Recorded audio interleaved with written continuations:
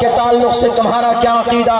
China کا ایک انسان آپ کو بتائے گا کہ چائنا کے اندر عورت چیز ہے استعمال کی، عورت چیز ہے، چیز استعمال کی چیز ہے، لیکن قربان جاؤ دنیا بارو، محمد الرسول اللہ صلی اللہ علیہ وسلم نے کہا کہ عورت چیز نہیں ہے، عورت مکمل طور پر جتنا مقام اور مرتبہ، جتنی فضیلت اور جتنے حقوق مرد کے ہیں اتنے ہی حق حقوق عورتوں کے بھی ہیں، بلکہ ان سے 2-3 گنا اور بڑھ کر ہے۔ اگر عورت اس سماج میں نہ ہو یہ سماج ادھورا، اگر عورت دنیا میں نہ ہوتی تو عورت یہ دنیا مکمل نہ ہوتی۔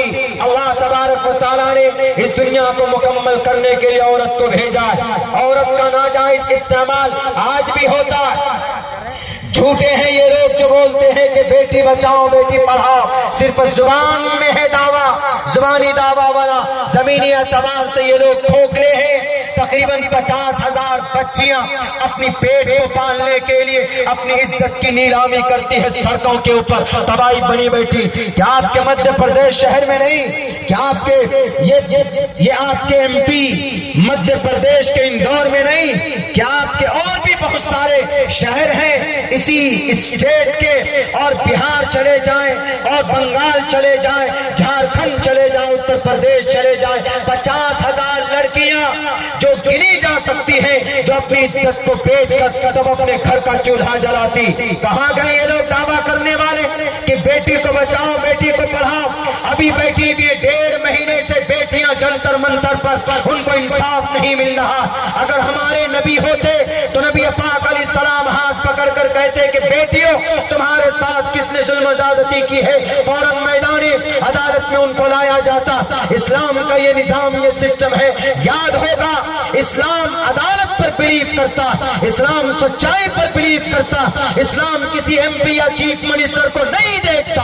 ایک موقع پر حضرت عباس کے پرنالے کو عمر فاروق نے اپنے زمانے کے اندر توڑ کر پھینک دیا تھا، جو اوپر سے پانی گر رہا تھا جس پائپ پہ، اس پائپ کو اکھاڑ کر پھینک دیا۔ کچھ لوگوں نے شکایت کی کہ امیر المؤمنین حضرت عباس کے پرنالے سے جو پانی گرتا ہے نماز پڑھنے میں دقت ہوتی، نماز پڑھنے کے لیے آنا جانا دشوار ہو جاتا، اسی لیے کچھ نہ کچھ کیجئے۔ عمر فاروق 22 لاکھ مربع میل کے علاقے کے پرائم منسٹر تھے، 40 قدم دور سے شیطان اپنا راستہ بدلتا تھا۔ اسلام کو، قرآن کو، شریعت کو صرف برقعہ اور ٹوپی اور داڑھی کے نام پر بدنام کرنے والوں، اسلام عدالت کا پیغام پیش کرتا، اسلام سچائی کا پیغام پیش کرتا۔ ہماری بیٹیاں جنتر منتر پر بیٹھی ہوئی، اگر امیر المؤمنین کا زمانہ ہوتا یا ابو بکر صدیق کا زمانہ ہوتا یا قرآن کریم کا نظام ہوتا یا شریعت کا کوئی ماننے والا خلیفہ اس زمین پر ہوتا تو 7 گھنٹے کے اندر ان بچیوں کو انصاف دیا جاتا، ظالموں کی رہنمائی کی جاتی اور مظلوم لوگوں کے اوپر اتیاچار اور ظلم و تشدد کے بارش کیے جاتے۔ پتہ کیا کہا حضرت عباس نے؟ کچھ نہیں، فوراً قاضی کی عدالت پر گئے اور انہوں نے کہا کہ قاضی صاحب میرے گھر کا پرنالہ یہ امیر المؤمنین صاحب جو پرائم منسٹر ہیں ابھی کے، انہوں نے توڑ دیا۔ عمر فاروق بلائے گئے، پرائم منسٹر بلائے گئے، ہے کوئی مائے کے لال میں جو ایسی مثال پیش کر سکے؟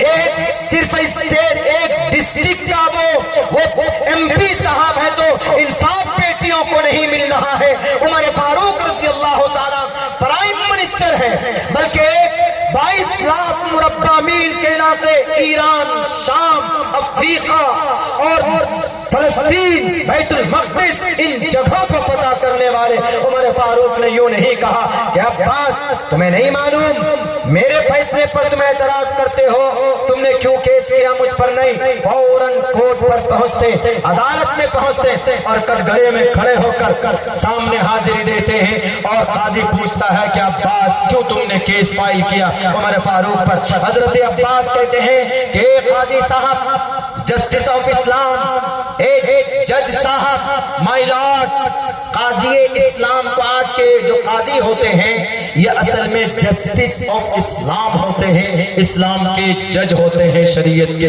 جج ہوتے ہیں۔ ان کو آج کی تاریخ میں آپ کورٹ کے کچہری کے جج سے سمجھ سکتے ہیں، حالانکہ وہ الگ ہوتے ہیں، لیکن ایک نظام سمجھانے کے لیے انہوں نے کہا کہ عباس ذرا بتاؤ کیا کیس ہے؟ انہوں نے کہا کہ قاضی صاحب پوچھئے، بہت پرانے زمانے سے اللہ کے نبی نے خود جھک کر مجھے کہا کہ یہ چچا کندھے پر کھڑے ہوئے اور اس پر نالے کو لگائیے، میں نے لگایا۔ اللہ کے نبی کے زمانے میں کسی کو دقت نہیں، حضرت ابو بکر صدیق کے زمانے میں کسی کو دقت نہیں، عمر فاروق ابھی کیا نئی حکومت لے کر آئے، یہ فوراً توڑ کر پھینک دیے۔ تو حضرت عباس سے کہا گیا کہ کوئی گواہ ہے؟ کہا کہ میرے پاس 4 صحابی ہیں جو گواہ دینے کے لیے تیار۔ فوراً 4 صحابی نے گواہ دی کہ صحیح کہہ رہے ہیں جج صاحب، قاضی صاحب، حضرت عباس کا کہنا صحیح ہے، ہم نے خود سے دیکھا ہے کہ اللہ کے نبی نے اس پر نالے کو، اس پائپ کو لگایا ہے جس سے اوپر چھت کا پانی نیچے گرتا ہے۔ تو انہوں نے کہا کہ امیر المؤمنین آپ کا کوئی موقف ہو بتائیے، آپ کے طرف سے کوئی صفائی۔ انہوں نے کہا کہ غلطی ہو گئی قاضی صاحب، میں نہیں جانتا تھا کہ اللہ کے نبی نے خود سے لگایا ہے۔ امیر المؤمنین فوراً پہنچتے ہیں اور عباس سے کہتے ہیں کہ چچا عباس آئیے، جس انداز میں محمد رسول اللہ نے لگایا تھا میں ویسے ہی جھکتا ہوں اور آپ میرے کندھے پر چڑھیے۔ امیر المؤمنین جھکا ہوا، پرائم منسٹر صاحب جھکے ہوئے، اور ایک ناگرک کو کہا جا رہا ہے میرے کندھے پر کھڑے ہو کر آپ اس پائپ کو سیٹ اپ کیجئے، انسٹال کیجئے۔ ہے کوئی مائے کا لال جو ایسی لیڈرشپ پیش کر سکے، جو انصاف دلا سکے؟ میں نے تو ایک مثال دی، ادھارن دی بچیوں کی وہاں پر، حالانکہ بچیوں کا، لڑکیوں کا سمان ہونا چاہیے، جو کہ ہمارے قرآن میں تو سینکڑوں جگہ پر ہے، احادیث مبارک میں ان گنت جگہ پہ ہے۔ عورت کی اچھائی کے بارے میں اللہ کے نبی فرماتے خیر متاع الدنیا المرأة الصالحہ، نیک عورت سب سے بہترین متاع ہے اس دنیا کی۔ نیک عورت سب سے اچھی چیز، اچھی دولت۔ عورت کا اس لیے سمان کرو زبانی بول کر نہیں، ان کے حق حقوق کو ان کو انصاف دے کر۔ میں نہیں کہتا، یہ پرشنوتری کا شلوک کہتا ہے جس میں کہا گیا یتر ناری یستو، یتر ناری یستو، یتر ناری یستو، استی یہ فعل ناقص ہے، یتر ناری، ناری یہ اسم ہے، یتر ناری یستو، جس گھر میں ناری رہتی ہے۔ میں یویم استی، آپ یہاں پر بیٹھے ہیں، عبداللہ سالم استی، میں یہاں پر بیٹھا ہوں۔ یتر ناری یستی، جس گھر میں عورت رہتی ہے، رہنا آگے کیا کہا؟ یتر ناری یستو پوجنتے، رہنے کے ساتھ ساتھ اس کی پوجا بھی ہوتی ہے۔ پوجا کا مطلب ان کا سمان ہوتا ہے۔ انہیں کہ بیٹی کا جنم ہوا، بیٹی کی پیدائش ہوئی، منہ ٹیڑھا ہو گیا، پریشانی بڑھ گئی، ارے بیٹی نے جنم لیا ہے، نہیں، یتر ناری یستو پوجنتے، ان کا اگر سمان بھی ہوتا ہے۔ رمنتے تتر دیوتا، اس زمین پر آسمان سے ایشور کی طرف سے رحم و کرم کی بارش ہوتی ہے، ایشور کرپا بھیجتے ہیں، ایشور خود آتے ہیں۔ تتر تاستو نہ پوجنتے نہ رمنتے نہ تتر دیوتا، اور جس گھر میں بیٹی کا سمان نہ ہو، 1.5 مہینے تک سڑکوں پر بیٹھ کر ریسلر ہونے کے باوجود، میڈل لانے کے باوجود ان کو انصاف نہ ملے، تتر تاستو نہ پوجنتے، آپ اپنی بیٹی کو انصاف نہیں دے سکتے تو یہ دیش بھی 2 قدم آگے نہیں جا سکتا۔ میں نہیں کہتا، پرشنوتری کا شلوک اور شری پرماتما جی برہما جی کہتے تتر تاستو نہ پوجنتے نہ رمنتے نہ تتر دیوتا، اگر بیٹی کا سمان نہیں ہوگا، اگر بیٹی کی عزت نہیں ہوگی تو ایشور خوش نہیں ہوگا، جب ایشور خوش نہیں ہوگا تو ایشور کی کرپا بھی زمین پر نہیں ہو سکتی۔ صاف فائنل پیغام ایشور کے گرنتھ میں، اسی لیے ہم کہتے ہیں زبانی دعویٰ نہیں، پریکٹیکل میں کچھ دیکھیے، پریکٹیکل میں بچیوں کے لیے، سماج کے لیے کچھ کیجیے۔ ہم ان سے بھی کہنا چاہتے ہیں، میرے سناتن دھرمی بھائیوں سے، نفرت کرنے والے کچھ ہی لوگ ہیں۔ ابھی 2 ودھائک جی اپنی بات اپنی سپیچ میں کہہ رہے تھے، یقیناً نفرتی سارے ہندو نہیں ہیں، گنے چنے جا سکتے ہیں، 2%، 2.5%، زیادہ 6% تک کچھ نئے نوجوان ہیں جن کے دل میں نفرت گھسا دی گئی۔ آپ کی ٹوپی کے تعلق سے، آپ کی داڑھی کے تعلق سے، آپ کے مسجد کے تعلق سے، آپ کے اذان کے تعلق سے بس نفرت۔ ایک جگہ پر بنگال میں ہم لوگ پروگرام میں جا رہے تھے، مولانا کفیل اشرف صاحب ساتھ میں تھے، میں بھی ساتھ میں تھا، میں ان کے ساتھ میں تھا۔ ایک گاڑی میں بیٹھ کر انہوں نے، مولانا کفیل صاحب بولے کہ ہم کو ذرا چائے پینی ہے، ہم نے کہا ٹھیک ہے۔ انہوں نے کہا کہ بھئی چائے لائے، تو وہاں پر جب 2-3 ٹوپی والے کھڑے ہوئے تو ایک بائک بڑی تیزی کے ساتھ آئی، اس بائک میں کچھ بیٹھے تھے نوجوان، اور انہوں نے یہ نعرہ لگانا شروع کیا، جے شری رام۔ اگر رام چندر جی کو خوش کرنے کے لیے نعرہ لگا ہے تو وہ جگہ ضروری نہیں تھی لگانا، آپ کہیں پر بھی لگا سکتے ہیں جے شری رام، گھر پہ بیٹھے ہیں جے شری رام، کہیں پر بھی ہیں، کھیت کھلیان میں ہے، کوئی کام کر رہے ہیں، کوئی کام نہیں ہو رہا، لڑکوں میں تھوڑا جوش چاہیے، جے شری رام، ٹھیک ہے کوئی بات لگا سکتے، لیکن کسی کو تکلیف دینے کے لیے نعرہ لگائیں گے، اگر چڑھانے کے لیے جے شری رام تو جائز ہے۔ ایسے اسلام کے بارے میں اگر آپ کسی ہندو کو چڑھانے کے لیے بولیں گے نعرہ تکبیر اللہ اکبر تو غلط۔ کسی کو چڑھانے کے یا اگر ہاں یہ نعرہ عموماً جنگ کے میدان میں لگایا جاتا تھا، لیکن آج کل نوجوان ہمارے کبھی کبھی ہو جاتے ہیں، آ جاتے ہیں، خون گرم ہو جاتا ہے تو تکبیر کا نعرہ لگا دیتے ہیں، اور جوش میں کبھی کبھی نعرہ نہیں بولتے، کیا بولتے ہیں، مارے تکبیر اللہ اکبر۔ ایک جگہ ہم لوگ اڑیسہ میں تھے، مائک میں چلا رہا ہے، لے کر ہم کو جا رہے تھے، جیسے آپ لائے آج، شکریہ آپ کا، پیار محبت کا، نوجوانوں کا، کیا بولنا ہے، بار بار چک کے بولنا مارے تکبیر اللہ اکبر، مارے تکبیر اللہ اکبر۔ جب غور سے سنا، ہم نے کہا نعرہ تو بند کرواؤ اس کو، پہلے بچے کو مائک پکڑا دیا، بولا مارے تکبیر اللہ اکبر۔ بتائیے، تو ایسا بھی ہو جاتا ہے کبھی کبھی، تو یہ نعرہ اگر کسی کو تکلیف دینے کے لیے لگایا جا رہا ہے، چڑھانے کے لیے، تو غلط ہے۔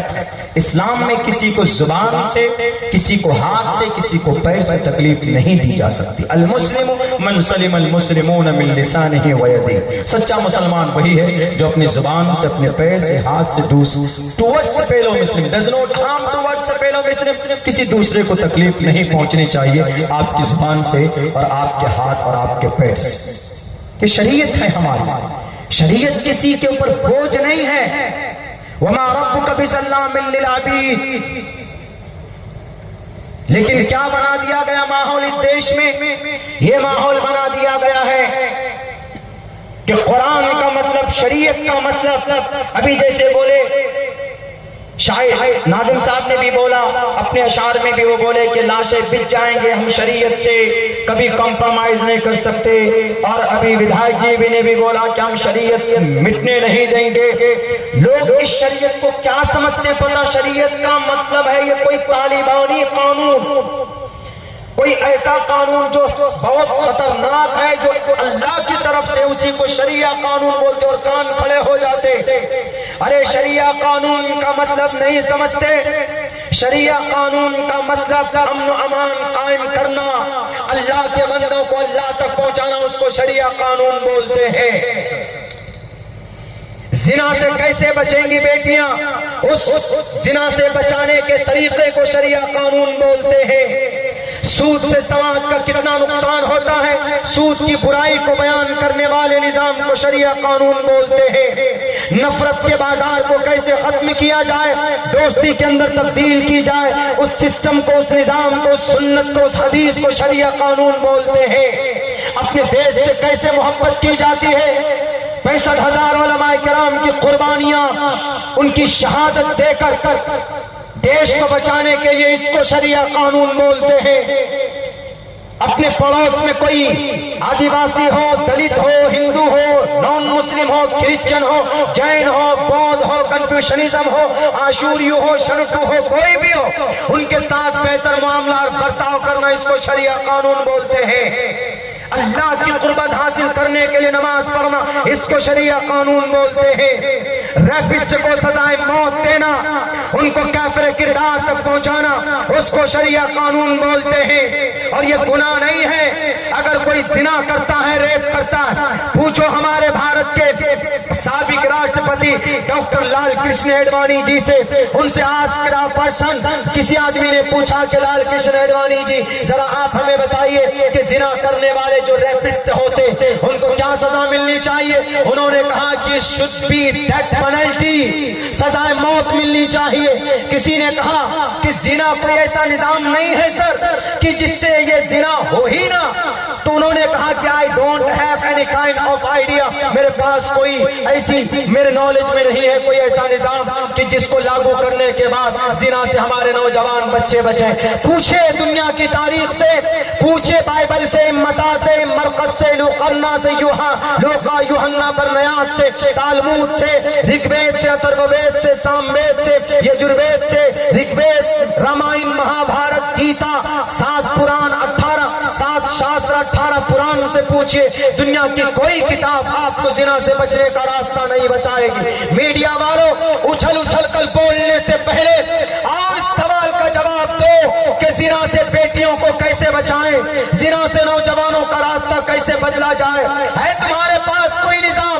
نہیں بتا سکتے، لیکن قرآن بتاتا ہے، قرآن میں وہ نظام ہے، شریعت میں وہ نظام ہے۔ شریعت کہتی ہے مرد سے، نوجوانوں سے بھی اور نوجوان بچیوں سے بھی، قل للمؤمنین یغضوا من ابصارہم، سماج کے جوانوں جب راستے میں چلتے ہو تو نگاہیں نیچی رکھو، اور سماج کی بیٹیوں جب تم مارکیٹ میں جاتی ہو تو تم اپنی نگاہیں نیچی رکھو، اس لیے کہ جب نگاہیں ملتی تو قربت بڑھ جاتی ہے اور عجیب طرح کے خیالات پیدا ہوتے ہیں، نمبر ایکسچینج ہوتا ہے، میسج ڈیلیور ہوتے ہیں، پھر ڈیٹنگ چیٹنگ کا معاملہ آتا ہے، ناجائز سمبند میں چلے جاتے ہیں، اس کے بعد دوستوں کو بلا کر شراب پلا کر سماج کی ایک بیٹی کی عزت لوٹی جاتی ہے۔ بھلے ہی پرینکا ریڈی ہو، پوچھو تلنگانہ کی سرزمین پر 4 شرابیوں نے مل کر بیٹی کی عزت لوٹی۔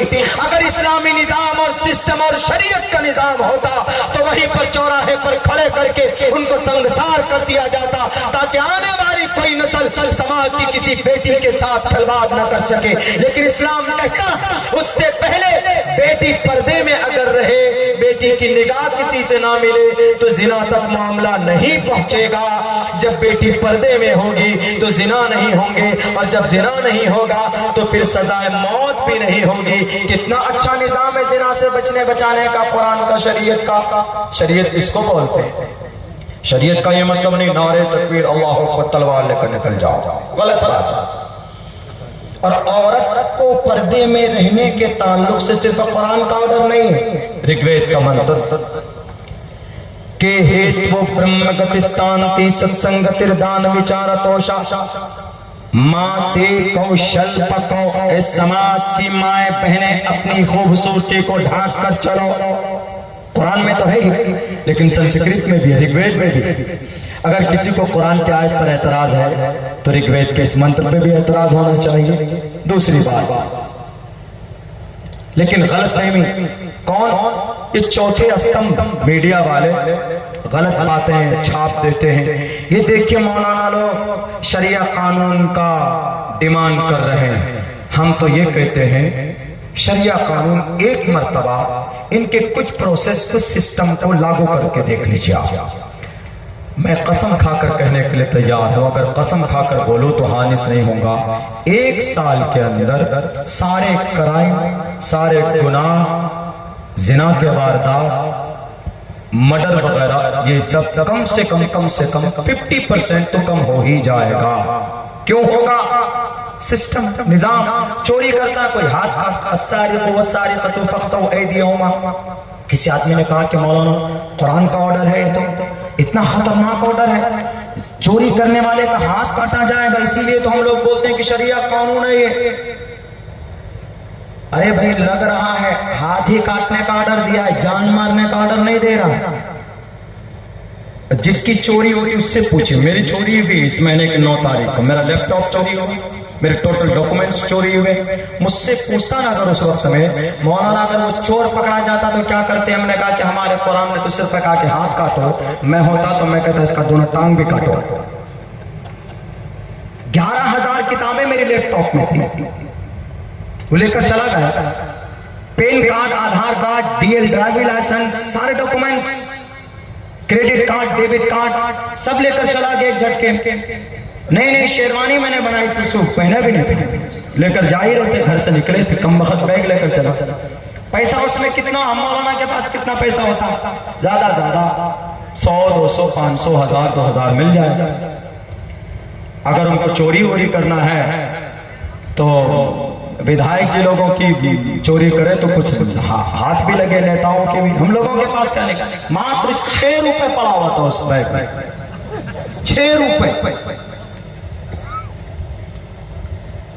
تو یہ مجھ سے اتنا غصہ آیا اس وقت میں، ہم نے اٹینڈنس کو بھی جا کے ڈانٹا، ایسے میں چوری ہو گئی بتائے۔ تو وہ اللہ تبارک و تعالیٰ اس چوری سے بچنے کا بھی ایک راستہ پہلے بتا دیا، کہا چوری کیوں کرتا؟ غربت کی وجہ سے، غریبی کی وجہ سے۔ اس غریبی کو کیسے دور کیا جائے؟ اس غریبی کو دور کیا جاتا ہے زکوٰۃ کے ذریعے سے۔ اس لیے اللہ نے کہا اقیموا الصلاۃ وآتوا الزکاۃ، زکوٰۃ ادا کرو، زکوٰۃ دو گے تو غریب لوگوں تک زکوٰۃ پہنچے گی تو غربت دور ہوگی، اور جب غربت دور ہوگی تو کوئی چوری کرنے نہیں جائے گا، اگر کوئی چوری کرے گا تو پھر چور نہیں ہوگا، بڑا ڈاکو ہوگا یا وہ کسی سے ملا ہوا ہوگا، پھر ایک لمبا پروسیس چلا جاتا۔ لیکن ایک بیسک طریقہ اللہ تبارک و تعالیٰ نے قرآن کریم کے اندر بیان کر دیا، السارق والسارقۃ فاقطعوا ایدیہما، چوری کرنے والے کے دونوں ہاتھ کاٹ دیے جائیں۔ لیکن اس دیش میں قانون ہے، اس دیش میں سمویدھان ہے، اس کے مطابق عمل جاری ہے۔ لیکن اگر چور کے اوپر فوراً ایکشن ہو، کارروائی ہو تو بھی انصاف مل جائے، لیکن یہاں پر بھی نہیں ملتا۔ چور ادھر سے جاتا ہے جیل، ادھر سے نکل جاتا ہے، ادھر سے جائے گا ڈاکو، ادھر سے نکل جائے گا، پہلے کوئی ایک الگ نظام سسٹم۔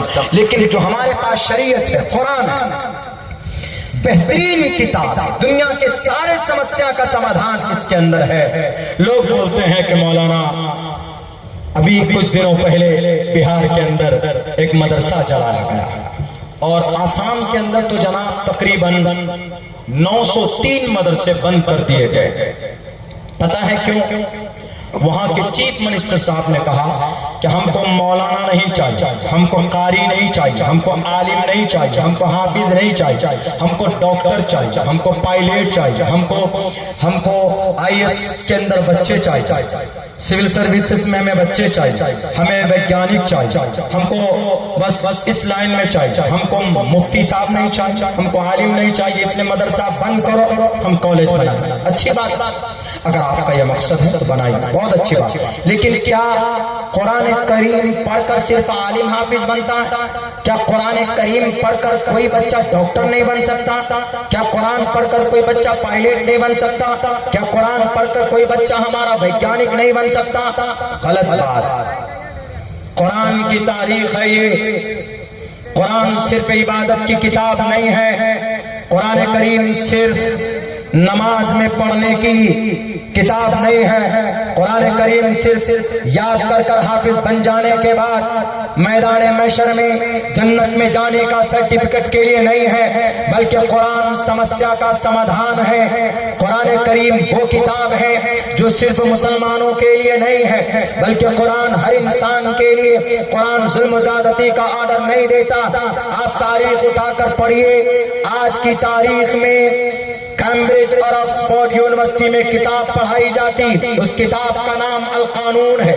10 لاکھ الفاظ اس کتاب میں لکھے ہوئے، اور اس کتاب کو لکھنے والا کون ہے؟ اس کتاب کو لکھنے والا ایک حافظ قرآن ہے جن کا نام شیخ حسین ابن علی سینا۔ 11 سال کی عمر میں حافظ قرآن بنے تھے، اور MBBS MD ڈاکٹر کو آج یہ کتاب پریکٹیکلی اور تھیوری دونوں اعتبار سے اس کتاب کو پڑھایا جاتا ہے۔ آج بھی کیمبرج اور آکسفورڈ یونیورسٹی کے اندر آج جو ہم دنیا کے اندر کینسر کا علاج جو کرتے ہیں، کینسر کی علاج کی تحقیق قرآن کریم کی آیت سے ہوئی، ان الذین کفروا بآیاتنا سوف نصلیہم نارا کلما نضجت جلودہم بدلناہم جلودا غیرہا لیذوقوا العذاب۔ تاریخ پڑھ کر دیکھ لیا جائے، جدید سائنس کی بنیاد رکھی گئی البرٹ آئنسٹائن کے ذریعے سے۔ انہوں نے کہا کہ آسمان اور سورج سب اپنے مدار پر گھومتے، یہ جدید سائنس قرآن کریم کے نظریے کے اوپر رکھی گئی، اور انہوں نے کہا البرٹ آئنسٹائن سے کسی نے پوچھا کہ تمہاری یہ تحقیق کہاں سے ہے؟ نہیں صرف آسمان، یہ صرف زمین گھومتی، سورج نہیں گھومتا، بلکہ تمہارا اگر دعویٰ ہے کہ سورج بھی اور زمین بھی یہ دونوں چیزیں گھومتی ہیں اپنی اپنی جگہ پر، تو ذرا بتاؤ دلیل کیا؟ انہوں نے قرآن کریم کی آیت پڑھ کر سنایا، والشمس تجری لمستقر لها ذلك تقدیر العزیز العلیم۔ قرآن کریم کی آیت پر جدید سائنس کی بنیاد رکھی گئی، اور ایسا نہیں ہے کہ قرآن کریم پڑھ کر کوئی صرف حافظ قرآن عالم دین بن سکتا۔ 1923 کی رپورٹ پڑھو، جن کو نہیں معلوم ہے قرآن صرف شریعہ قانون کے لیے، آپ جانتے ہیں آپ کے دماغ میں نفرتی پروپیگنڈا بھرا گیا، ہندو مسلمانوں کے بیچ میں نفرتی دیوار کھڑی کی گئی ہے کہ قرآن میں یہ لکھا ہے کہ ہندوؤں کو مارو کاٹو، غلط بات ہے، کہیں پر بھی کسی ہندو بھائی کو مارنے اور کاٹنے کی بات نہیں کہی گئی۔ اللہ کے نبی ایک طرف فرماتے ہیں اگر تمہارے پڑوس میں کوئی ہندو ہے، لا يدخل الجنت من لا یامن جارہ بوائقہ، اگر ہندو ہو کہ کرسچن ہو، جین ہو کہ بودھ ہو، اگر تمہارے پڑوس میں کسی تکلیف میں ہے تو ان کی مدد کرو اور ان کی پریشانی کو دور کرو۔ اگر تمہارا پڑوسی، تم اگر ان کو ہندو ہونے کی وجہ سے پریشان کرو گے یا آدیواسی ہونے کی وجہ سے پریشان کرو گے تو یاد رکھو لا يدخل الجنہ، تم جنت نہیں جا سکتے۔ یہ اللہ کے نبی کا پیغام ہے۔ قرآن کسی پر ظلم و زیادتی کے لیے نہیں آیا۔ 1923 کی رپورٹ پڑھیے جس کے اندر ڈاکٹروں کا امام کہا گیا، اس 1923 کی رپورٹ لندن طبی کانگریس کانفرنس کی تاریخ آج بھی گوگل کے اندر آپ کو مل سکتی، نہیں تو انسائکلوپیڈیا آف انگلینڈ کے اوپر آپ کو وہ کتابیں مل سکتی ہے، آپ پڑھیے، اس کے اندر یہ رپورٹ چھپا۔ ڈاکٹروں کا امام ابو بکر محمد بن زکریا الرازی، پتھری کا علاج، اسی ڈاکٹر ابو بکر محمد بن زکریا الرازی کی کھوج، چیچک جیسی مہلک بیماری کی دوائی اسی ڈاکٹر ابو بکر محمد بن زکریا الرازی کی کھوج ہے۔ میرے بھائیو، آیورویدک دوائی کی کھوج کرنے والا جنید بغدادی رحمت اللہ علیہ، آیورویدک 500 دوائی کی کھوج کر کے دنیا والوں کے سامنے پیش کرنے والا، یہ سب کے سب قرآن پڑھنے والے تھے، یہ سب کے سب قرآن کریم کے حافظ تھے۔ ایسا نہیں ہے قرآن پڑھ کر جہاں اللہ کے قریب ہوتے ہیں وہیں پر ہم انسانوں کے بھی قریب ہوتے، لیکن شرط یہ ہے کہ قرآن کو اس نظریے سے پڑھا جائے، قرآن کریم کے الفاظ کے اوپر غور کیا جائے، ریسرچ کیا جائے۔ آج تو یہ بات عام کر دی گئی ہے کہ میتھ کا تعلق قرآن سے نہیں ہے، ماڈرن ایجوکیشن کا تعلق قرآن سے نہیں ہے، سائنس کا تعلق، سائنس قرآن سے نکالا گیا، میتھ قرآن سے نکالا گیا، ڈاکٹریٹ قرآن سے نکالا گیا، اور میتھمیٹیشن جس کو بولتے ہیں فَلْيَكْتُبْ بَيْنَكُمْ بِالْعَدْلِ، اس آیت کی تفسیر پڑھیے، آپ کو میتھ کا وجود ملے گا، اور آپ کو سائنس وگیان چاہیے، آپ پڑھیے وَأَنزَلْنَا الْحَدِيدَ فِيهِ بَأْسٌ شَدِيدٌ وَيَخْلُقُ مَا لَا